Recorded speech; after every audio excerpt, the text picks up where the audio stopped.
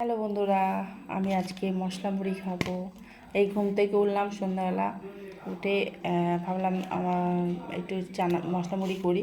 বাড়িতে নিজেরাই করছি। তো এই সবাই মতো পেঁয়াজটা কেটে দিয়েছি, টমেটো দেবো, শসা দেবো। শসাটা ঠিক পটলের মতো দেখতে, দেখুন, তাই না? যাই হোক, এটা শসা। তারপরে অনেক কিছুই দেবো এতে, দেখতে থাকুন। নে নে নে তো তুলছি। আম তেল দিলাম, তার আমের আচার দিলাম। আমের আচার নয়, এমনি এটা টমেটোর আচার। আচ্ছা। বিট নুন দিলাম, এটা লেবু দিলাম। ও যা সুন্দর হবে না আজকে মশলা মুড়িটা। তো এই যে মুড়িটা এবার মাখাবো, মাখিয়ে এবার আমরা খাবো।